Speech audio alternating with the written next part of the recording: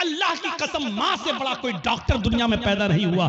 कितनी भी बड़ी वो MBBS और MS और MD की डिग्री ले ले, माँ से बड़ा कोई डॉक्टर नहीं है। क्योंकि माँ पहचानती है कि बेटा ये रो रहा है तो इसके रोने में भूख छिपी है या कहीं दर्द छिपा है। कभी किसी भी हाल में अपने पेरेंट्स की, अपने माँ बाप की नाफरमानी मत करना, उनके साथ बुरा सलूक मत करना, उनका दिल कभी मत दुखाना। शादी के 2-4 महीने के बाद वो ऐसा बीवी का गुलाम होता है कि फिर अपनी अम्मा से कहता है चुप चुप चुप, तू नहीं समझेगी।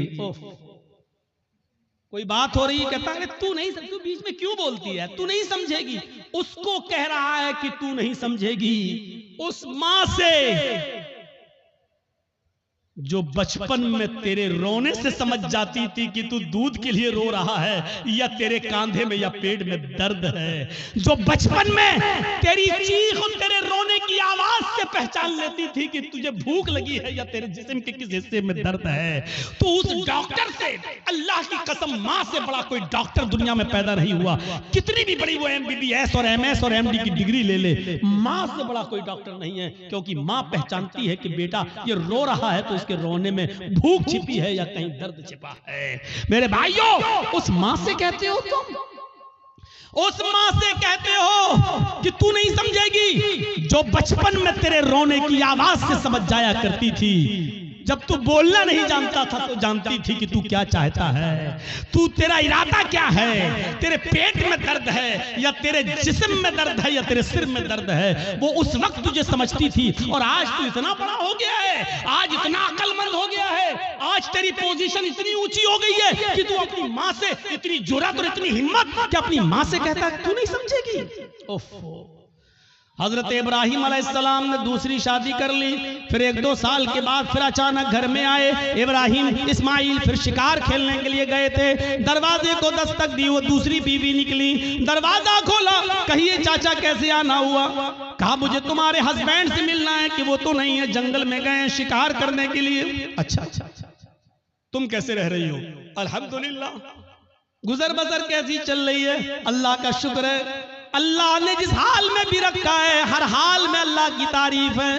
फरमाया मेरी बेटी, जब तुम्हारे शौहर घर पे आ जाएं तो उनसे कहना कि एक बूढ़ा आदमी आया था, उन्होंने सलाम कहा है और चलते चलते उसने ये वसीयत नसीहत की है कि अपने घर की चौखट को बरकरार रखना, इसको बदलने की जरूरत नहीं है। घर की चौखट ठीक है, ये औरत भी कहती है बुढ़ा सटिया गया, बदलने की तो कोई बात ही नहीं हो रही।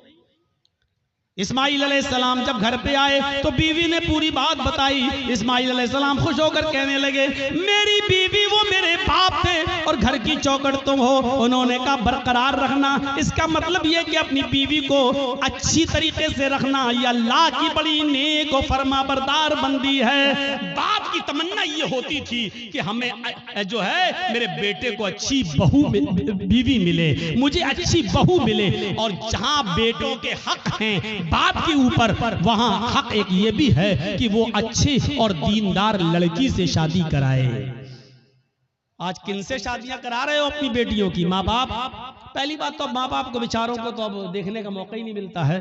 अब तो लड़के और लड़कियां खुद ही सेट कर लेते हैं। अब तो माँ बाप बेचारे उनकी बात मान लेते हैं, अगर नहीं मानेंगे तो ये लड़की मेरी बेटी मेरी नाक कटा के रख देगी और मुझे बदनाम कर देगी, इसलिए जहां चाह रही है वहां कर दो बस। अब तो ये है। तो मेरे भाइयों हम गौर करें, जहां थोड़ी बहुत इंसानियत बाकी है, थोड़ा बहुत दीन बाकी है, जहां की औलाद आज भी शादी के मामलात अपने माँ बाप के ऊपर छोड़ देते हैं, वो जरा गौर करें उनके माँ बाप की अपने बच्चों की शादियां किस जगह करा रहे हैं। हजरत उमर फारूक के पास एक शख्स आया, अपने बेटे की शिकायत करने लगा कि मेरी औलाद ऐसी, मेरा बेटा ऐसा, मेरा कहना नहीं मानता। हजरत उमर फारूक ने उसके बेटे को बुलाया और बाप के सामने इतना डांटा कि तुम्हें शर्म नहीं आती? अपने बाप को सताते हो, अपने बाप की नाफरमानी करते हो, अपने बाप को रुलाते हो, तुम्हें शर्म आनी चाहिए। बहुत कोई डांटने के बाद बेटे ने कहा कि अमीरुल मोमिनीन हो गई बात। कहा मैंने तुम्हें समझा दिया है कि आपने बेटे का हक तो बता दिया, बेटों के ये बाप के साथ ये करें ठीक है, लेकिन बाप के ऊपर भी बेटे का कुछ हक है कि नहीं? हजरत उमर ने कहा हाँ है। जब वो पैदा हो तो उसको अच्छी तरबियत दे, 7वें दिन उसका अकीका करे और अच्छा नाम रखे और जब बेटा बड़ा हो जाए तो उसकी दीनदार अच्छे घराने में, नेक घराने में उसकी शादी करा दे। ये है बाप का हक औलाद पर। तो उस बच्चे ने कहा, लड़के ने, अमीरुल मोमिनीन मेरे बाप से पूछो इसने इन तीनों कामों में से कौन सा काम मेरे साथ किया है। जब मैं पैदा हुआ 7वें दिन का था तो मेरा अकीका नहीं किया। नाम मेरा रखा, तो जानते हो इसने नाम मेरा क्या रखा? अरबी में ऐसा लफ्ज बताया जिसका उर्दू में तर्जमा होता खटमल। इसने मेरा नाम रखा खटमल। और तीसरा, जब मैं बड़ा हुआ तो शादी करा दी एक मजूसी लड़की के साथ। एक अनपढ़ जाहिल गवार जो जानती नहीं है कि शौहर का हक क्या है, इसने एक नाफरमान औरत के साथ मेरी शादी करा दी। तीनों काम इसने नहीं किए। फिर हजरत उमर फारूक ने बाप को डांटा, कहा बेटे की शिकायत करते हो, अपनी गलती नहीं बताते हो कि तुम्हारी गलती क्या है। तुमने जब अपनी औलाद का हक अदा नहीं किया तो अब भुगतो, देखो, और अब ये सारे जुल्म और ज्यादती सहो, अब तो तुम्हें सहना पड़ेगा। मेरे भाइयों, एक सहाबी रसूल हैं, अपनी माँ को खाने काबा का तवाफ करा रहे हैं। उनकी माँ पैरों से लंगड़ी है। अल्लाह महेशमी ने अपनी किताब मजमाउज़ ज़वाइद के अंदर इस वाक़े को नकल किया है, जरा गौर से सुनिएगा। उनकी माँ आंखों से अंधी है, पैरों से लंगड़ी है, बूढ़ी है। कहने लगी, बेटा मुझे खाने काबा का तवाफ करा दे, मेरे बेटे मुझे उम्रा करा दे, मेरे बेटे मैं तवाफ करना चाहती हूँ। उसके बेटे ने अपनी माँ को पकड़ा और खाने काबा तक ले गया, सवारी का इंतजाम किया और ले गया। और खाने काबा पहुंचने के बाद वो चूंकि पैरों से लंगड़ी थी, आंखों से अंधी थी, इसलिए वो चल नहीं सकती थी। इसलिए बेटे ने उसको अपनी पीठ के ऊपर लाद लिया। इस जमाने में व्हील चेयर चलती हैं, उस जमाने में व्हील चेयर भी नहीं थी। उसने अपने कांधे पर, अपनी पीठ पर अपनी माँ को लाद लिया। उसने 1 चक्कर पूरा किया, 2 चक्कर पूरे किए, 3 चक्कर पूरे किए, 4 चक्कर, 5 चक्कर, और 5वें चक्कर को पूरा करने के बाद जब 6ठा चक्कर लगाने लगा तो उसकी मुठभेड़ हो गई। वो टकरा गया हजरत उमर फारूक रज़ी अल्लाह ताला अन्हु से, अपनी पीठ पर अपनी माँ को लादे हुए, और अपनी माँ अपने हजरत उमर से टकरा गया। हजरत उमर ने कहा, ठीक ठीक ठीक, चलिए, सलाम हुआ, सलाम अलैकुम, वालेकुम अस्सलाम। जब उसने 6 चक्कर, 7 चक्कर पूरे कर लिए तो हजरत उमर के फारूक के पास आया। हजरत उमर ने कहा, माशाअल्लाह, अपनी माँ की बड़ी खिदमत कर रहे हो तुम। इस बूढ़ी माँ को तुमने तवाफ कराया अपनी पीठ पर लाद कर।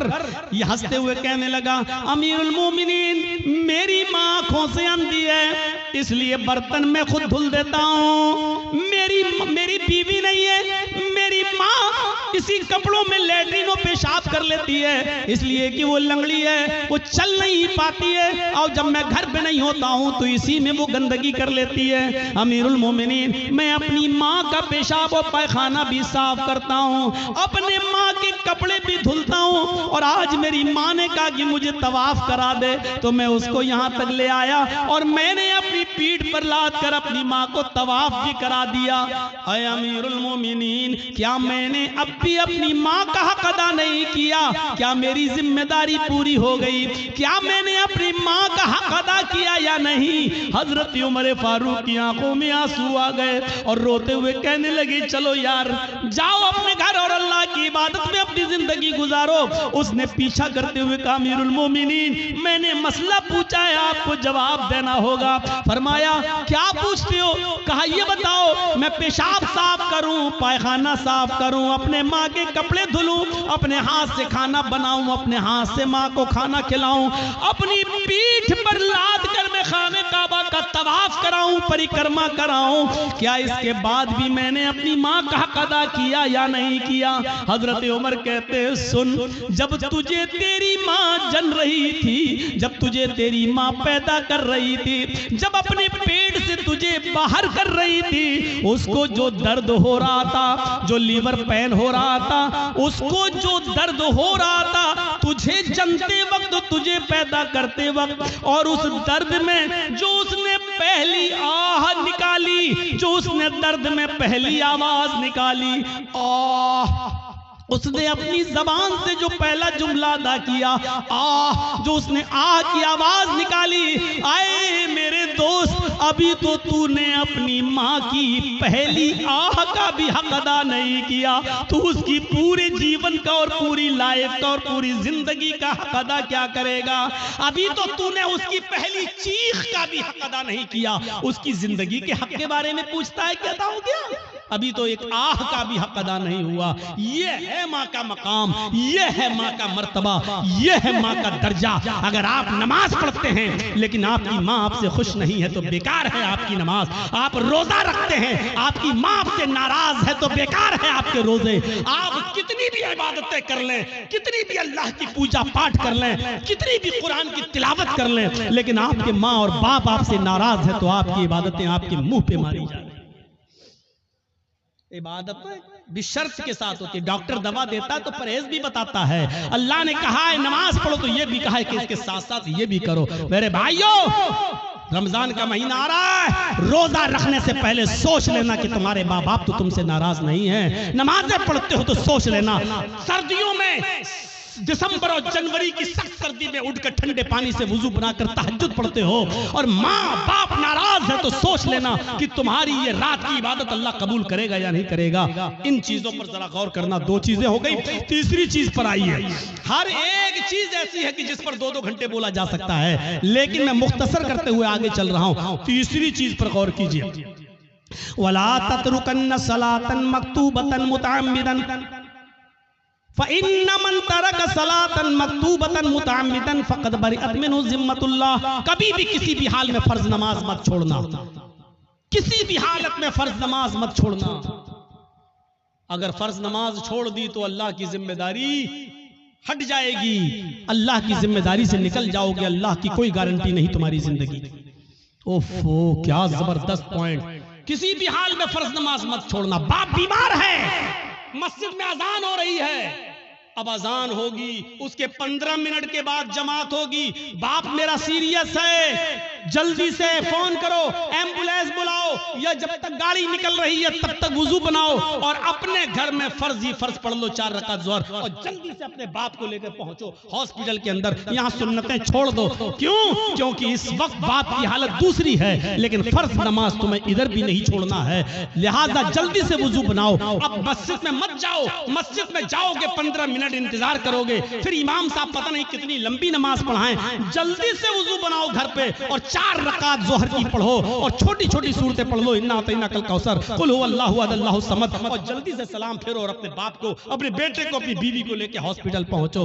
हॉस्पिटल में भर्ती कर लो, आईसीयू में भर्ती हो गई है, ठीक है, उधर भी जल्दी से वुजू बनाओ, असर की नमाज पढ़ लो। और अगर देख रहे हो कि बाप ज्यादा सीरियस, माँ ज्यादा सीरियस, तो जल्दी से 4 ज़ोहर पढ़ लो, 4 उसी के साथ असर पढ़ लो और जल्दी से लेके चलो, क्योंकि इस वक्त आपकी कंडीशन दूसरी है, बेटे की कंडीशन दूसरी है। मेरे भाइयों, लेकिन नमाज आपको इस कंडीशन में भी पढ़नी है, छोड़नी नहीं है। हालत तंदुरुस्ती में और अच्छी खासी हालत में छोड़ देने वालों, इस्लाम के अंदर पूरे के पूरे दाखिल हो।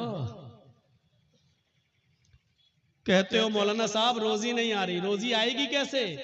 रोजी की दुआ तो अल्लाह ने नमाज में बताई है। जब एक सजदा करके उठते हो और दूसरे सजदे में जाते हो तो सजदे, दोनों सजदों के दरमियान बैठकर जो दुआ पढ़ते हो, मेरे भाइयों, सबसे अफजल और सबसे अच्छी दुआ तो मुस्लिम शरीफ की हदीस की ये है, रब्बि गुफिरली, रब्बि गुफिरली, अल्लाह मेरी मग़फ़िरत फरमा, अल्लाह मेरी मग़फ़िरत फरमा। लेकिन मेरे भाइयों, अबू दाऊद और सुनन नसई की दीगर दूसरी रिवायतों में ये दुआ भी आई है कि बैन सजदतैन, सजदों के दरमियान जो दुआ पढ़ी जाती है वो है अल्लाहुम्मा ग़फ़िरली वरहमनी वहदनी वआफ़िनी वरज़ुक़नी। देखिए, सजदे में जो दुआ पढ़ी जा रही है उसमें आप रिज़्क़ भी मांग रहे हैं। अल्लाहुम्मा ग़फ़िरली वरहमनी वहदनी वआफ़िनी वरज़ुक़नी, अल्लाह मुझे रिज़्क़ हलाल दे। आपने ज़ोहर की 10 रकातें पढ़ी, 10 बार आपने कहा वरज़ुक़नी। आपने फजर की 4 रकातें पढ़ी, 2 सुन्नत 2 फर्ज, आपने 4 मरतबा कहा वरज़ुक़नी, अल्लाह मुझे रिज़्क़ हलाल दे। आपने असर की, अगर मस्जिद में पहले पहुंच गए तो 4 सुन्नत और 4 असर फर्ज पढ़ ली, तो 8 रकातें पढ़ी, 8 मरतबा आपने कहा वर्जुकनी, मगरिब में 5 मरतबा आपने कहा वर्जुकनी, इशाम में कम से कम 7 रकातें हैं, 4 फर्ज 2 सुन्नत और 1 वित्र, आपने 7 मरतबा कहा वर्जुकनी। गौर करो, जो इतनी बार अल्लाह से रिज्क मांगेगा, रोजी मांगेगा, अल्लाह उसको मायूस करेगा, अल्लाह उसको निराश करेगा, अल्लाह उसको नाउम्मीद लौटाएगा? नहीं। तो आपको रिज्क हलाल मांगने की दुआ अल्लाह ने बताई है, और वो है नमाज। नमाज ही नहीं पढ़ोगे, अल्लाह से मांगोगे ही नहीं, तो अल्लाह क्यों देने लगा तुम्हें? और देगा भी तो ऐसे ही देगा। 5,000 कमाया, घर पे आए, बेटा बीमार, डॉक्टर ने कह दिया आईसीयू में रखा जाएगा, खर्च करो 50,000। कमाया 10,000, घुस गया 50,000। क्यों? अल्लाह ने कहा वमन आरज़ा अन ज़िक्री फ़इन्न लहू मईशतन ज़ंका, तुम मेरे जिक्र से एराज करोगे, हम तुम्हारी रोजी को तंग कर देंगे। जिक्र से एराज करना। आज एक दिल चाहता कि तुमको एक कीमती बात बता दूं, सुनिए। एराज करना किसे कहते हैं? यहां पर बहुत से लोग ऐसे होंगे जो नमाज छोड़ते हैं, नमाज नहीं पढ़ते हैं, या जुमे पढ़ते हैं, 8 दिन मस्जिद में नहीं आते हैं, 7 दिन गायब। उनके बारे में तो मैं कुछ कह ही नहीं सकता, वो जाने, उनका रब जाने, उनको क्या अजाब होगा क्या नहीं, वो अल्लाह जाने, उनका रब जाने, और आप जाने। मैं उनकी बात कर रहा हूं यहां पर जो नमाज तो पढ़ते हैं लेकिन टाइम पे टाइम, नमाज तो पढ़ते हैं लेकिन टाल मटोल कर।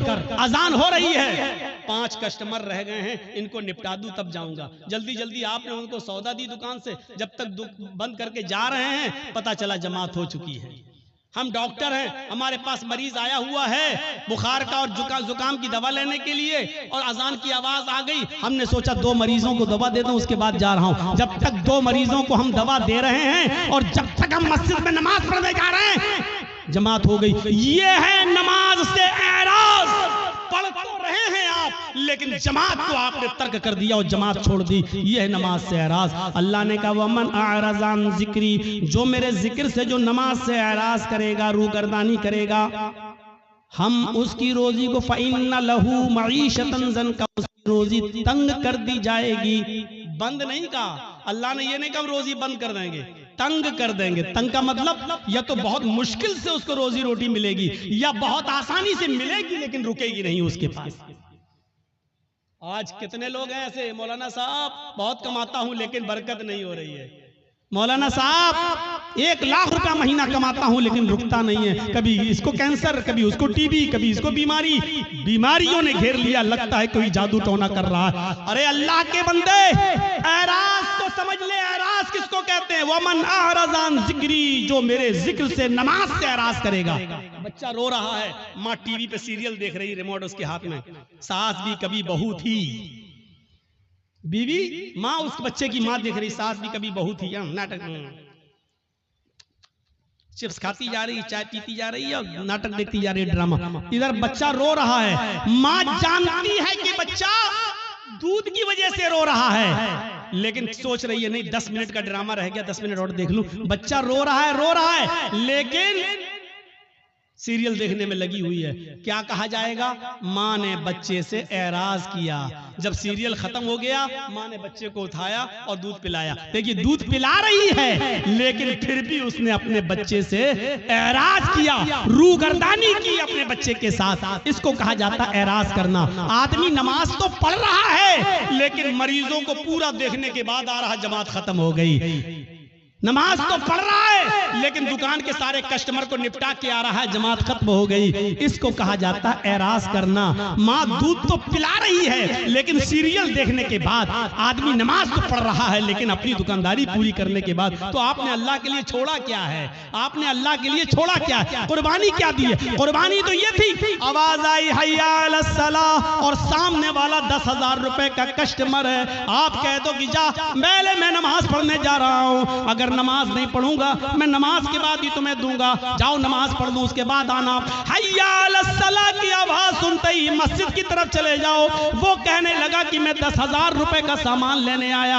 आपने कहा 10,000 रुपए की परवाह नहीं है, रज़्ज़ाक़ वो है, रोजी रोटी देने वाला वो है, रोजी रोटी देने वाली तेरी जात नहीं अल्लाह की जात है। आपने 10,000 के कस्टमर को ठुकरा दिया और आप मस्जिद में नमाज पढ़ने चले गए।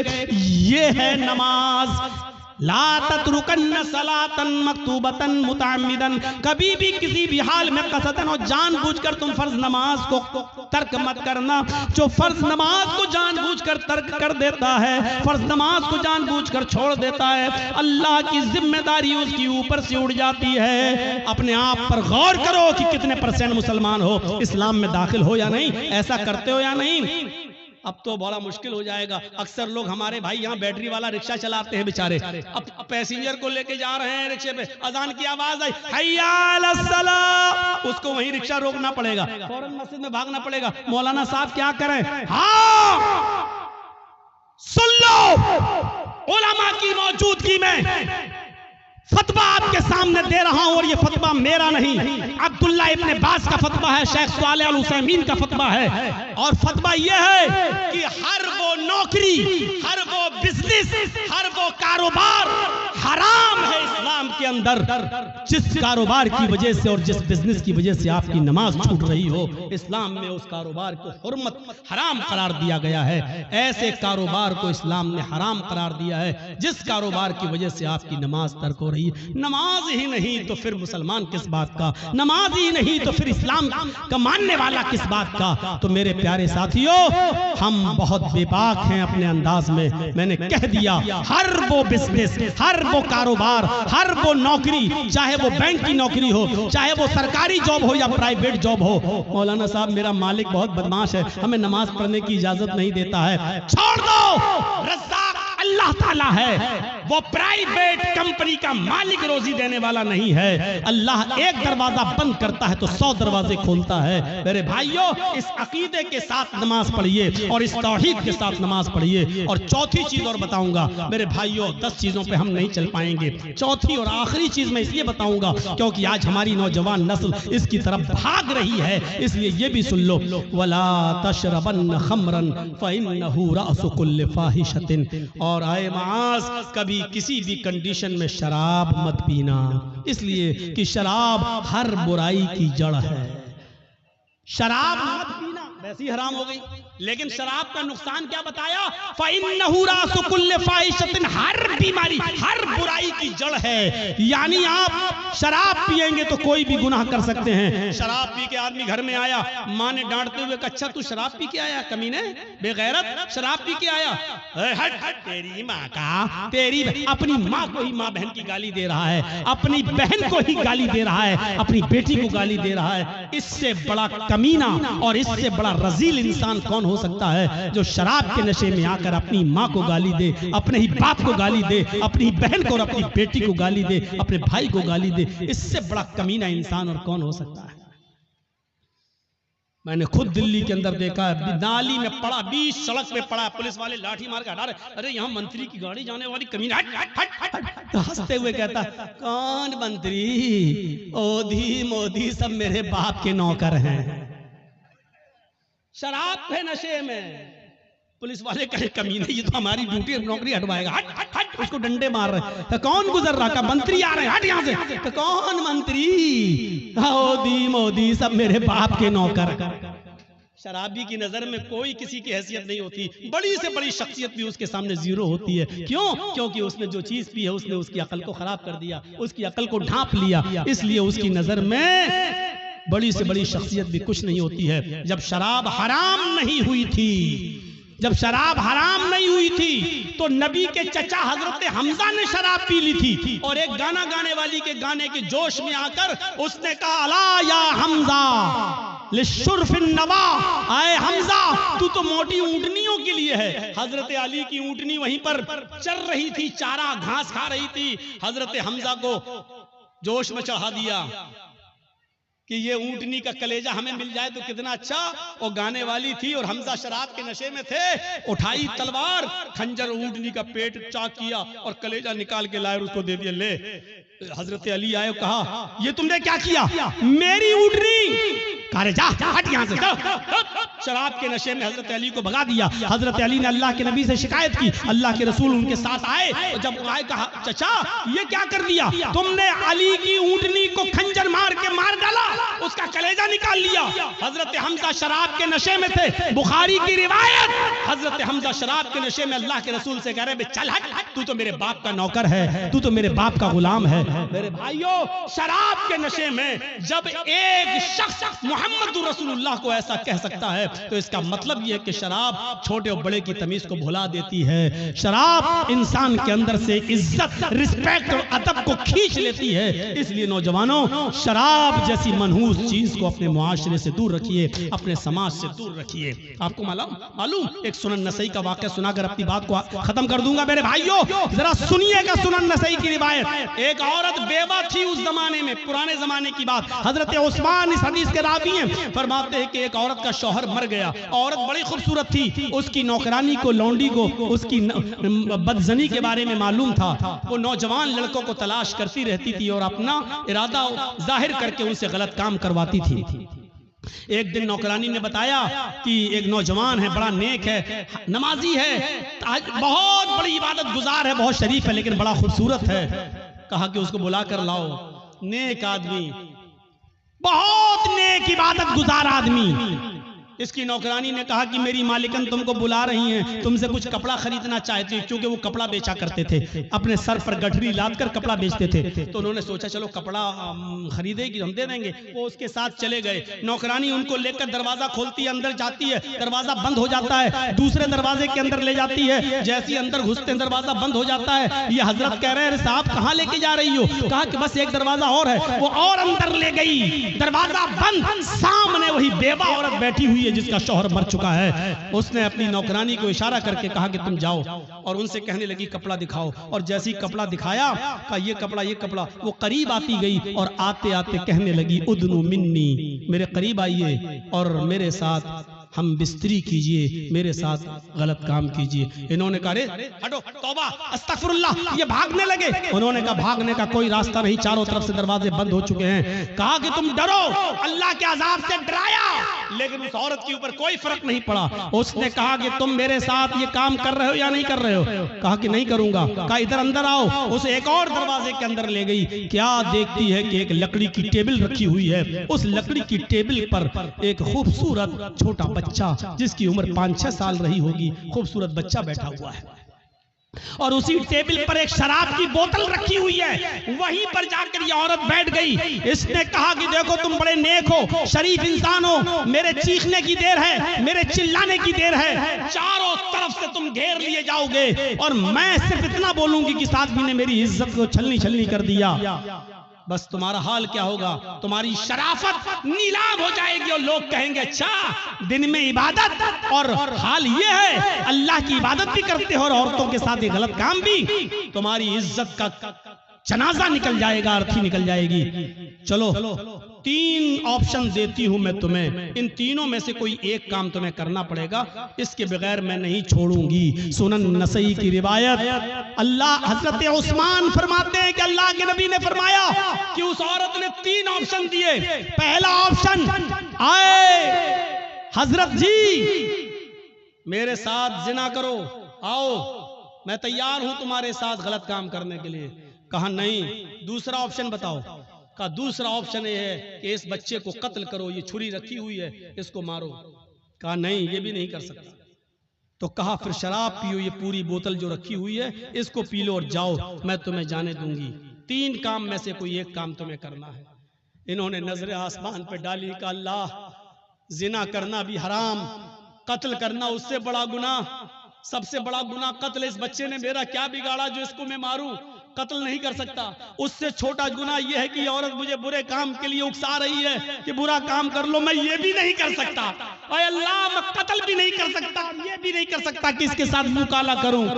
इन दोनों से शराब पीना तो छोटा गुनाह है, चलो यही पी लेता हूं, क्योंकि बचने का कोई रास्ता नहीं है और जान बचाना भी जरूरी है, तो चलो हराम चीज पी लेता हूं। ये जिना तो नहीं है, ये कम से कम कत्ल तो नहीं है, किसी को बेकसूर तो नहीं मार रहा हूं और इसकी इज्जत से खिलवाड़ तो नहीं कर रहा हूं। ऐ अल्लाह, मेरे जुर्म को माफ कर देना। उसने ये कहकर शराब की बोतल उठाई और पूरी की पूरी बोतल वो शराब की पी जाता है। उस औरत ने कहा रुको, अभी चले जाना। थोड़ी देर रोका, शराब ने अपना रंग दिखाना शुरू कर दिया और जब शराब पीने के बाद इसकी अक्ल खत्म हो गई और चली गई और ये नशे में धुत हो गया, तो इसके हाथ में छुरी दी। कहा इस बच्चे को कत्ल करो। उसने शराब के नशे में आकर उस बच्चे को कत्ल भी कर डाला। उस बच्चे को मार भी डाला। फिर उस औरत ने हाथ पकड़ के उसको अपने ऊपर सवार किया, अपने कपड़े भी उतारे और उसके भी कपड़े उतारे, और शराब के नशे में इस आदमी ने उस औरत के साथ जिना भी कर लिया। उसके साथ जो काम नहीं करना था वो कर लिया। मेरे भाइयों, फिर वहां से ये बचा और आया, मायूस रहा पूरी जिंदगी। मैं कहना ये चाह रहा था आपसे कि मेरे भाइयों कि कहां तो एक गुनाह करवाया जा रहा था, लेकिन शराब के बाद वो तीनों गुनाह कर बैठा। यानी शराब पीने के बाद वो कत्ल भी कर बैठा, और शराब पीने के बाद वो जिना भी कर बैठा। शराब तो पी थी, यानी शराब ने उससे सारे गुनाह करवा दिए। अल्लाह के नबी ने फरमाया फ़इन्नहु रासु कुल्लि फ़ाहिशतिन, शराब ही हर बुराई की जड़ है। अगर आप मुसलमान हैं तो इस्लाम के अंदर पूरे के पूरे दाखिल हो जाओ। शराब को छोड़ना पड़ेगा, नमाज पाबंदी से पढ़ना पड़ेगी, और आपको ये देखना पड़ेगा कि नमाज के लिए हम अपने रब के लिए क्या क्या चीजें छोड़ रहे हैं। आपको अपने माँ बाप की खिदमत करना पड़ेगी, आपको शिर्क से बचना पड़ेगा, आपको अपने भाइयों का ख्याल रखना पड़ेगा अल्लाह पर बहुत बड़ा एहसान करके।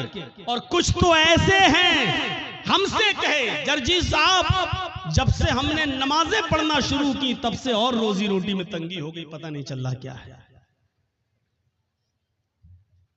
इससे तो हम पहले जो नमाज नहीं पढ़ते थे, उसने ये नहीं कहा कि हम पढ़ना नहीं चाहते, उसने कहा मुझे वजह बताओ मौलाना साहब। मैं इनकार नहीं कर रहा हूं, मैं कहता हूं नमाज पढ़ना चाहिए, लेकिन जब से मैंने नमाज पढ़ना शुरू की तब से मेरे ऊपर और परेशानियां आना शुरू हो गई। मैं क्या करूं मौलाना साहब, आप बताइए। नमाज नहीं पढ़ता था तो खूब मिलती थी। हमने कहा आजमाइश किसका नाम है, इम्तिहान किसका नाम है। अल्लाह ताला ने कहा कि हम हर मुसलमान को आजमाएंगे, आजमाइश उसकी करेंगे। ये आजमाइश, ये इम्तिहान किस चीज का नाम है। और सोच कितनी बदल गई, सोच कितनी बदल गई। आज हम नमाज पढ़ रहे हैं और अगर रोजी रोटी में कमी हो जाए तो हम क्या कहते हैं, रोजी रोटी में कमी आ जाए तो हम क्या कहते हैं, यार जब से नमाज पढ़ रहा हूं हमारी रोजी रोटी तंग हो गई है, हमें बरकत नहीं हो रही है। और अल्लाह के नबी के जमाने में एक सहाबी इस्लाम लाए, एक शख्स इस्लाम लाया, सहाबी बन गया, और जब सहाबी बना तो नमाज शुरू कर दी।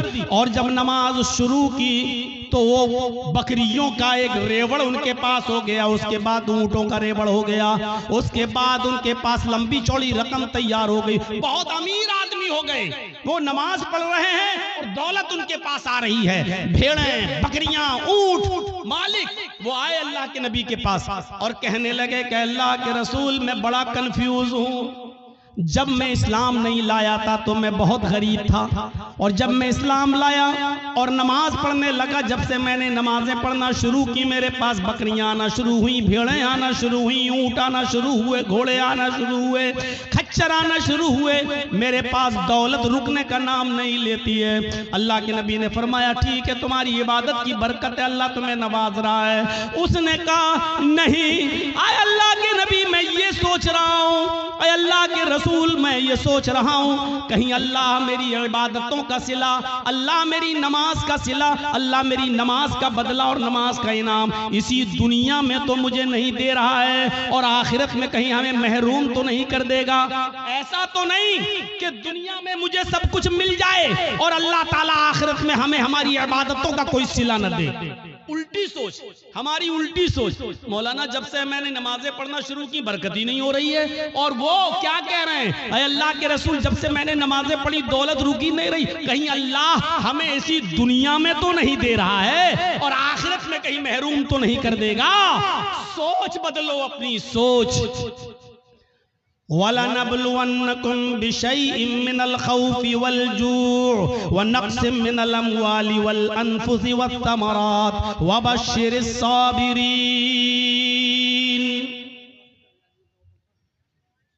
अल्लाह कहता हम तुम्हें आजमाएंगे।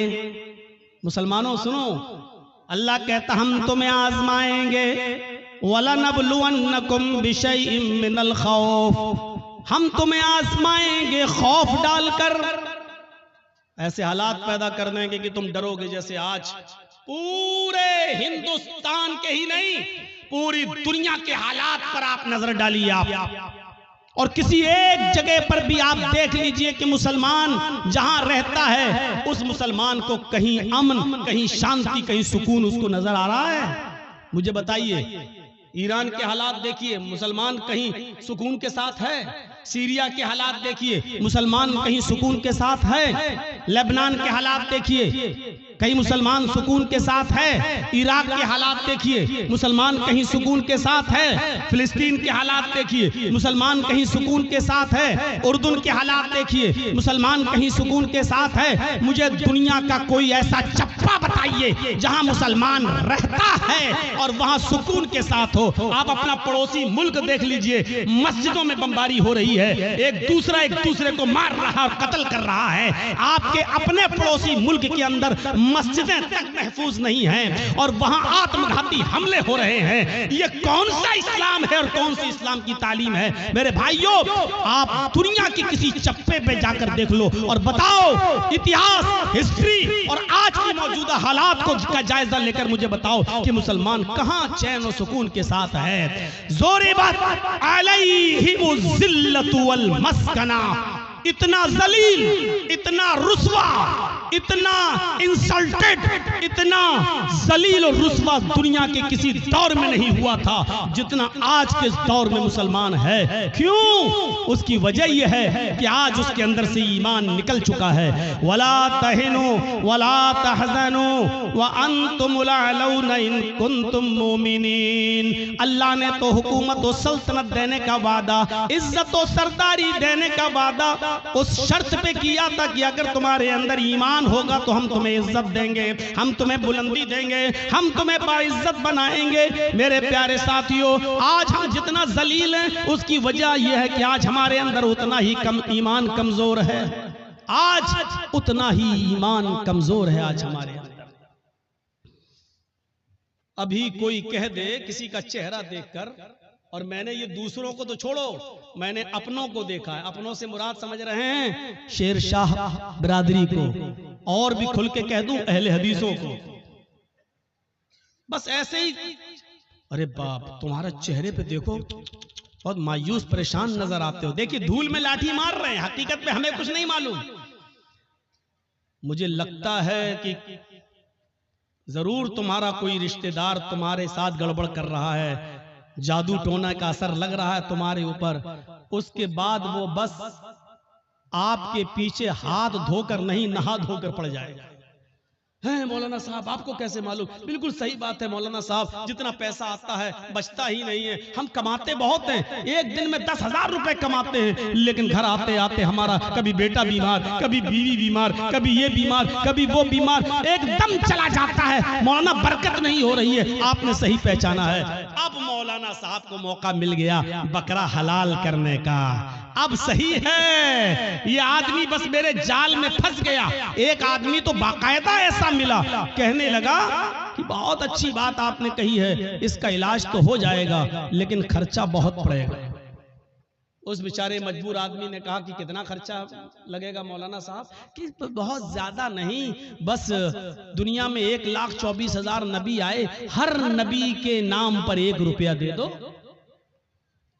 तुम्हारी मुसीबत हल हो जाएगी। अब सोचो कि हर नबी के नाम पर 1 रुपया देगा तो 1,24,000, यानी मौलवी साहब की डिमांड ये है कि 1,24,000 रुपये हमको दे दो, तुम्हारी मुसीबत दूर हो जाएगी। और इसको कम आंकने का अंदाज देखो, हर नबी के नाम पर 1 रुपया। अरे एक नबी के नाम पर 1 ही रुपया तो मांग रहे हैं। इससे पूछो कि ईमान तो तेरा मुहम्मदुर रसूलुल्लाह पर है, इकरार है कि अल्लाह ने और भी नबी भेजे हैं, ईमान तो मुहम्मद रसूलुल्लाह पर है, और इस बात पर भी ईमान है कि अगर वो सारे के सारे नबी के दौर में, किसी भी पैगंबर के दौर में अगर मोहम्मद रसूलुल्लाह आ जाते तो उस नबी को भी मोहम्मद पर ईमान लाना पड़ता, उस रसूल को भी मोहम्मद रसूलुल्लाह पर ईमान लाना पड़ता। जब उस रसूल की रिसालत मोहम्मद रसूलुल्लाह के आ जाने के बाद कल आदम है, मनसूख है, तो फिर उसके नाम पर तू पैसा कैसे मांग सकता है? उसके नाम पर तू रुपया कैसे मांग सकता है? उसके नाम पर तू पैसा की डिमांड कैसे कर सकता है? ये कोई सवाल अगर कर देगा तो कह देंगे वहाबी हो तुम, हट हट हट हट तुम यहां से। ये इतनी अकल तो वहाबियों के पास होती, तुम्हारे पास कहां से आ गई?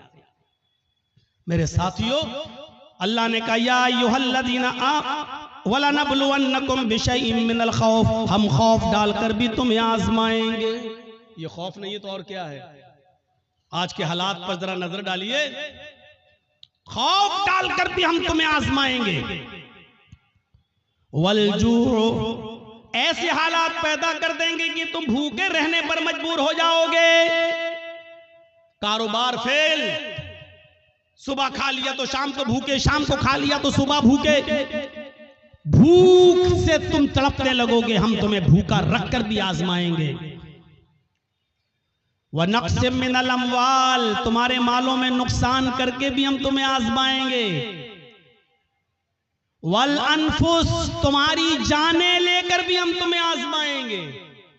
देखिए कैसी कैटेगरी बयान की अल्लाह ने, खौफ डालकर भी आजमाएंगे, भूखा मारकर, भूखा रखकर भी आजमाएंगे, तुम्हारे मालों में नुकसान पहुंचाकर भी तुम्हें आजमाएंगे, तुम्हारी जानें लेकर भी आजमाएंगे।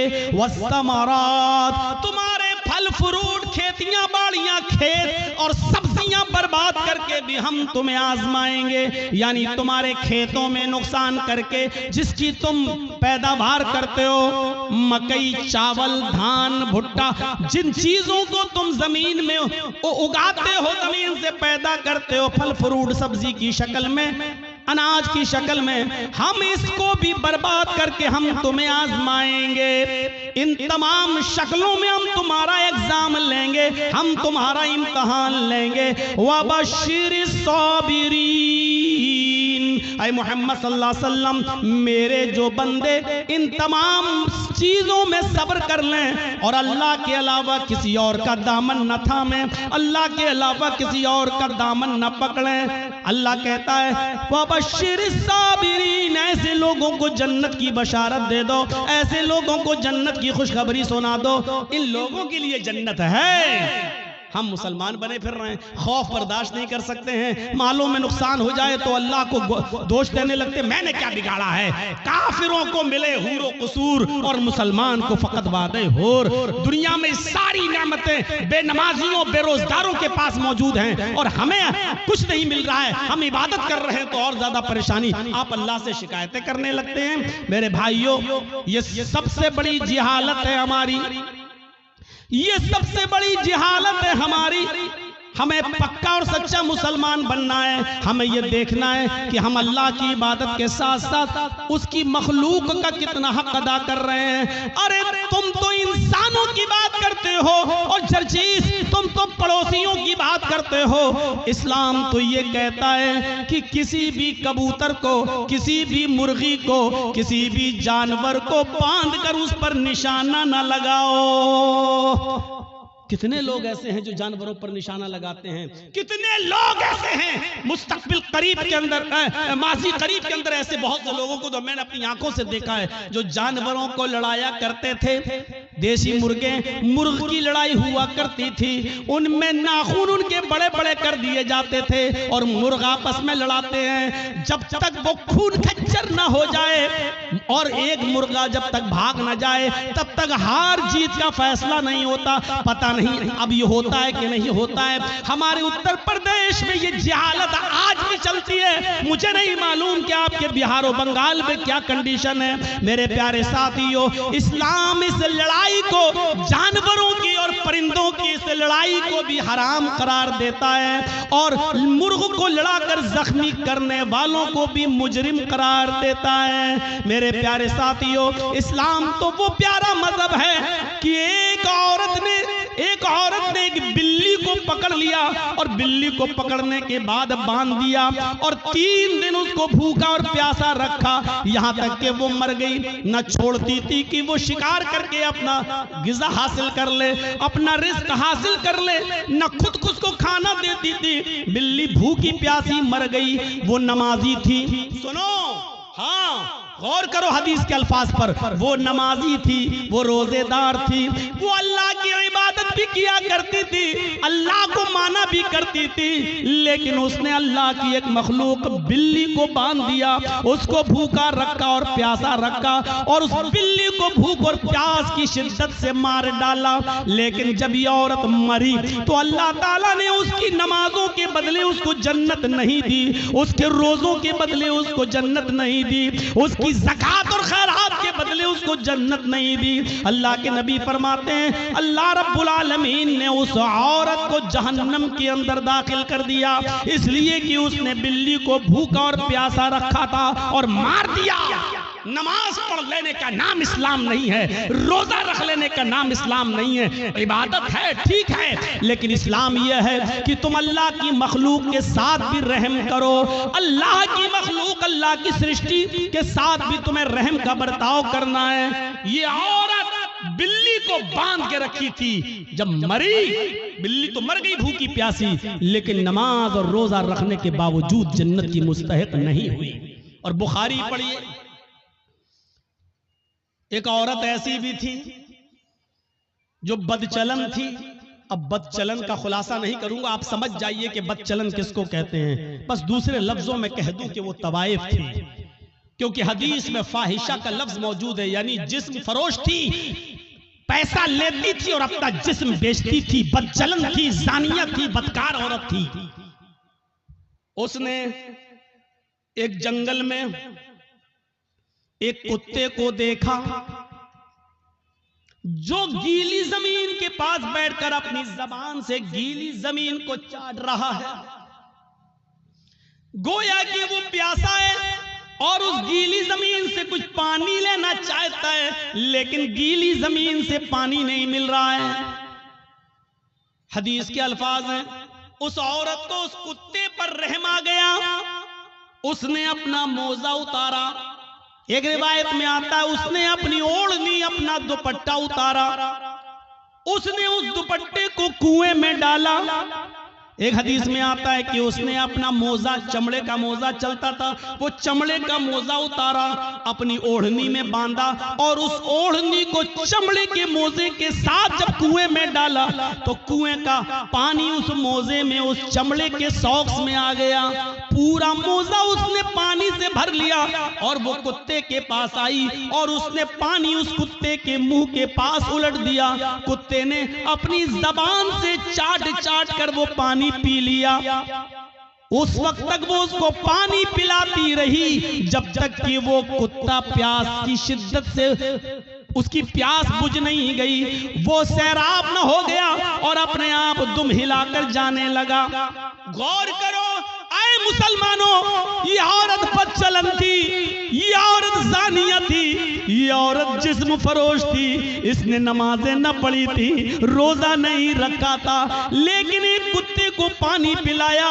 वो रहमान और रहीम की रहमत ऐसी जोश में आई, उस रब्बुल आलमीन की रहमत ऐसी जोश में आई कि जब ये औरत मरी तो अल्लाह को उसकी ये नेकी पसंद आई और अल्लाह ने उस औरत को जन्नत के अंदर दाखिल कर दिया।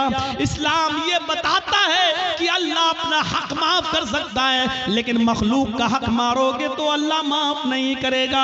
नमाजों में सुस्ती होगी, अल्लाह माफ कर सकता है, रोजे में सुस्ती होगी, अल्लाह माफ कर सकता है, लेकिन अगर आपने किसी का हक मारा है तो अल्लाह माफ नहीं करेगा जब तक कि आपका वो भाई आपको माफ न कर दे।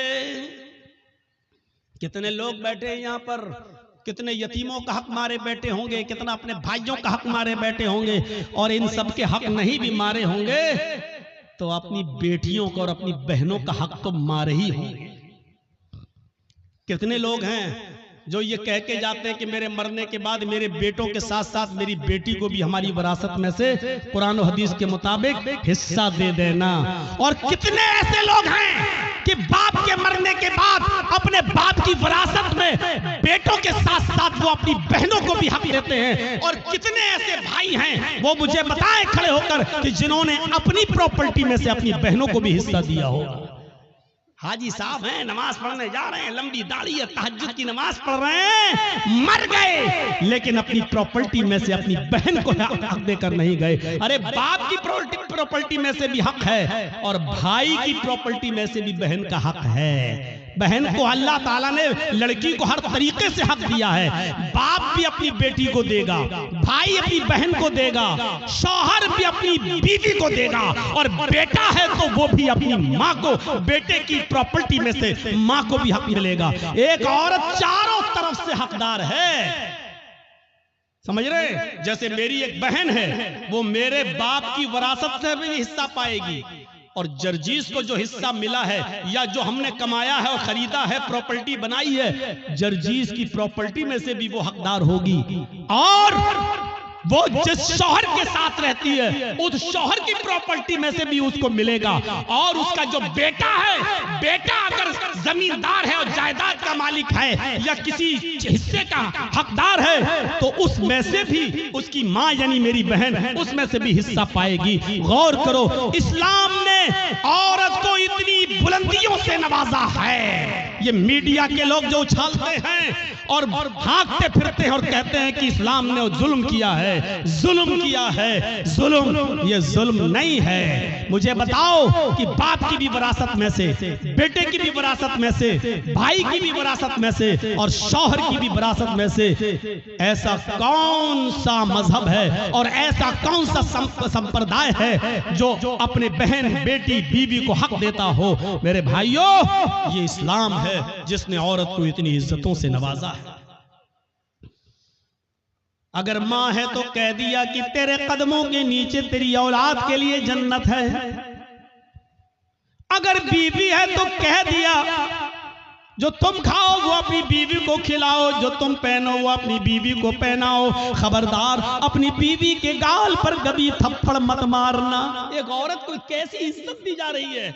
अगर वो किसी की बीवी है तो कहा जा रहा है खबरदार उसके गाल पर कभी थप्पड़ मत मारना। गाल पर थप्पड़ मारने का मतलब ये नहीं है कि गाल पर न मारो, पीठ पे खूब ठोको। क्या मौलाना साहब तो कह रहे हैं गाल पे मत मारो, इसका मतलब गाल के अलावा जहां चाहो वहां मार सकते हो। गाल को बोलने का मतलब यह है कि सबसे ज्यादा नाजुक हिस्सा ये गाल होता है, यहां मारेंगे हो सकता है कि उसने अपने आप को बचाया और आंख में हाथ लग जाए, उंगली चली जाए और उसकी आंख फूट जाए। तो जब इतने नाजुक जगह पर मारने का हक नहीं दिया है तो औरत को मारने का मतलब यह ना गाल पर कि कहीं ना मारो। किसी कंडीशन में दिया है इजाजत, हम उस तरफ अभी नहीं जाना चाहते हैं, परमिशन दी है किसी कंडीशन में, लेकिन उसमें भी इतने एहतियात के साथ कि तुम हल्की फुल्की मार सकते हो, वो भी तब जब आपकी बीवी आपके मना करने के बावजूद और पंचायत का फैसला मानने के बावजूद भी आपके अलावा किसी दूसरे मर्द को अपने बिस्तर पे बुलाती है और उसके साथ रंग रलियां मनाती है और समझाने के बावजूद भी नहीं मानती है। तो अब एक आखिरी रास्ता यह है कि उसको हल्की फुल्की मार सकते हो, लेकिन उस वक्त भी गाल पर नहीं, और इतनी भी नहीं कि पीठ पर लकड़ी और डंडों के निशान बन जाएं, इतना भी नहीं। और जब आपकी इस मार से भी वो रास्ते पे ना आए तब आप तलाक के बारे में सोचें, और उसमें भी मोहलत दी कि डायरेक्ट 3 तलाक़ें मत दो, तलाक तलाक तलाक, डायरेक्ट उसको बंदूक की 3 गोली उसके ऊपर मत धमक दो कि बेचारी की जान ही चली जाए। उस कंडीशन में भी बताया कि उसको 1 तलाक दो जब वो हालत तोहर में हो, पाकी की हालत में हो, और फिर सोचने और समझने का मौका दो।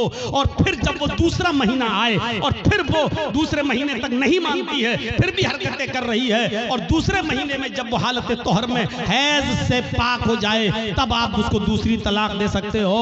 ताकि ये बहुत लंबा एक अरसा हो, यानी इतना मौका दिया है कि एक कमजोर दिल की औरत डर जाएगी नहीं, इतना अब तो आखिरी रह गई है। तीसरे महीने में जहां तीसरी तलाक दी, हम हमेशा के लिए हराम हो जाएंगे, मेरे बच्चों का क्या होगा, ये सोचने और समझने का पूरा मौका दिया है। इससे पहले अगर वो मान जाती है तो आप भी मान जाओ और उसको अपनी बीवी की शक्ल में कबूल कर लो, स्वीकार कर लो। मेरे भाइयों, बहुत संजीदा मजहब है इस्लाम। इस्लाम के अंदर पूरे के पूरे दाखिल होने का मतलब ही यह है कि उसने जिन कामों के करने का हुक्म दिया उन कामों को करो, और जिन कामों से रोकने का हुक्म दिया उनसे रुक जाओ। यही है इस्लाम। हजरत मुआज इब्न जबल फरमाते हैं कि अल्लाह के नबी सल्लल्लाहु अलैहि वसल्लम ने मुझे 10 बातों की नसीहत फरमाई, मुझे 10 बातों की वसीयत फरमाई। मुस्नद अहमद के अल्फाज हैं। इस हदीस को इमाम अहमद ने अपनी मुस्नद के अंदर नकल किया है और अल्लामा अलबानी रहमतुल्लाह अलैह ने इसको हसन करार दिया है। फरमाया अल्लाह के नबी सल्लल्लाहु अलैहि वसल्लम फरमाते हैं, हजरत मुआज इब्न जबल फरमाते हैं कि औसानी रसूलुल्लाह सल्लल्लाहु अलैहि वसल्लम बिअशरी कलिमात, कि अल्लाह के नबी सल्लल्लाहु अलैहि वसल्लम ने मुझे 10 कलिमात की, 10 बातों की वसीयत फरमाई, ऐ मास ये 10 काम तुम कर लो, ये 10 काम तुम्हें हर हाल में करना है। मेरे भाइयों, मैं तशरीह करता हुआ चलूंगा, लेकिन शायद मैं 10 तक न पहुंच पाऊं, इसलिए कोशिश करूंगा कि कम से कम 5 चीजें तो आपको बता ही दूं। अल्लाह के नबी सल्लल्लाहु अलैहि वसल्लम ने 10 चीजों की वसीयत फरमाई और 10 चीजों में पहला नाम ये लिया, ऐ मास ला तुशरिक बिल्लाहि शैअन इन कुतिलता हुर्रिकता। ऐ मुआज, तुम कभी किसी भी हाल में अल्लाह के साथ शिरक मत करना, अल्लाह के साथ किसी को शरीक मत ठहराना, अल्लाह के साथ कभी किसी भी हाल में किसी को शरीक मत करना। इन कुतिलता औ हुर्रिकता, अगरचे तुम्हें कत्ल कर दिया जाए या तुम्हें आग में जला दिया जाए। अरे भाई 1 घंटा हो गया बोलते हुए, अब तो बैठ जाओ सही से, लगता है स्प्रिंग लगा हुआ है आपके। कुतिलता, अगरचे कत्ल कर दिया जाए। शिर्क बड़ी अजीब चीज है।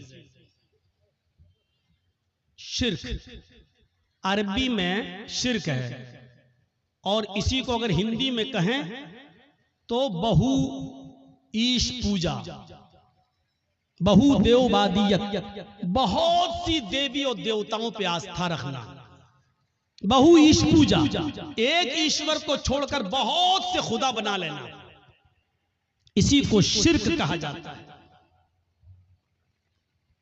मजबूरी की कंडीशन में, मजबूरी की कंडीशन में इस्लाम कुफ्र की इजाजत तो देता है। एक याद रखिएगा मसला, आपकी जान जा रही हो, लोग पिस्टल लेकर खड़े हों, आप जंगल में अकेले हो, आपके दुश्मन आपको कत्ल करना चाहते हैं और आपसे कुफ्र कराना चाह रहे हैं और कह रहे हैं कि ये कुफ्र कर वरना तेरी जान ले लूंगा, तो अपनी जान बचाने के लिए कुफ्र की इजाजत तो है। मतलब अगर वो ये कहें कि अल्लाह को मानते हो क्या, हाँ, अल्लाह का इनकार कर, बंदूक लें, कंपट्टी पर रख दें, अल्लाह का इनकार कर, आप जानते हैं ये लोग शूट कर देंगे, मार देंगे, बड़े जिद्दी लोग हैं, तो अल्लाह का इनकार करने से अगर जान बच रही है तो बचा लो। मैंने अपनी स्पीड थोड़ी कम कर दी समझाने के लिए। समझिए पहले, कुफ्र किसको कहते हैं और शिर्क किसको कहते हैं। कुफ्र भी हराम है, शिर्क भी हराम है, लेकिन कंडीशन देखिए क्या है।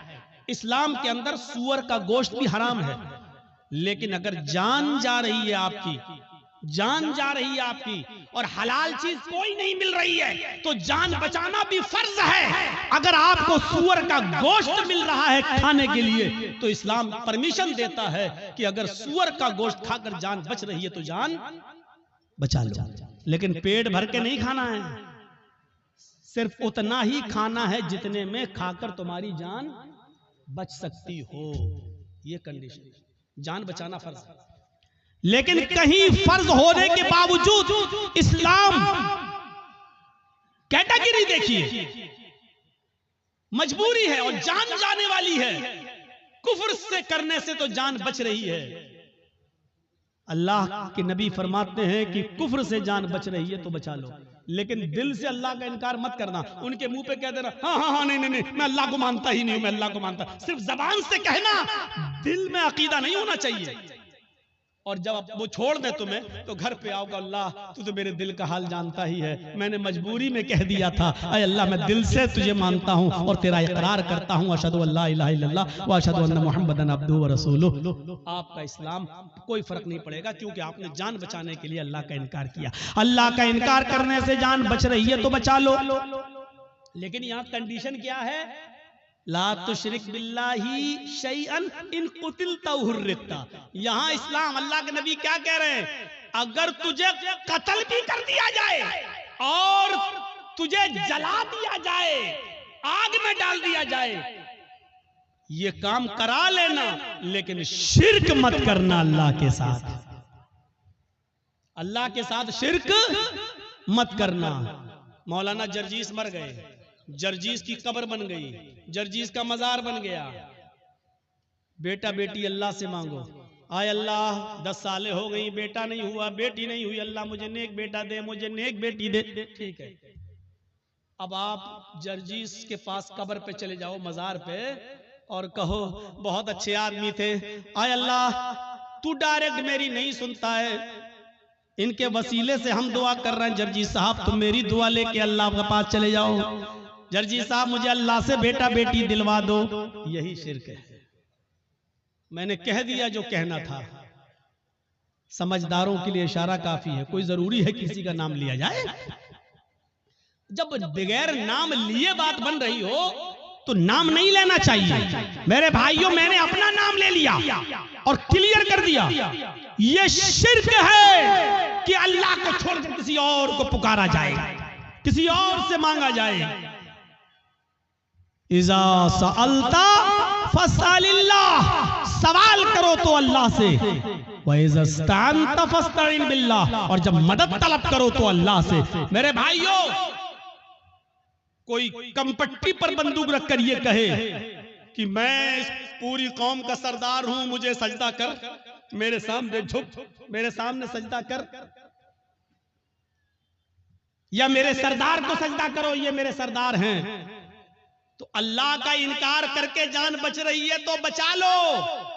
लेकिन अगर किसी को सजदा करके जान बच रही है तो यहां इस्लाम आपको जान बचाने की इजाजत नहीं देता, सजदा करने की इजाजत नहीं देता। यहां कहा है अल्लाह के रसूल ने, आए माज शिर्क मत करना, अल्लाह का इनकार करके जान बच रही है तो बचा लेना, लेकिन अगर अल्लाह के अलावा किसी गैर को सजदा करना पड़े तो किसी गैर के सामने सर झुकाकर अपनी जान मत बचाना। अगर वो तुम्हें मारना चाहे तो मार दें, कुतिलता कत्ल करना चाहे तो कत्ल कर दें, हुर्रिता जलाकर आग में डालकर तुम्हें कोयला बनाना चाहे तो बना दें, राख करना चाहे तो कर दें, ये अपने जिस्म को दुनिया में करा लेना, लेकिन किसी गैर के सामने सजदा मत करना। अब आप समझ गए कितनी इंपॉर्टेंट बात है। अब हर मुसलमान गौर करे कितना परसेंट मुसलमान है। पहले तो ये गौर करे कि वो मुसलमान है या नहीं, फिर ये गौर करे है तो कितना परसेंट, कितना परसेंट वो मुसलमान है।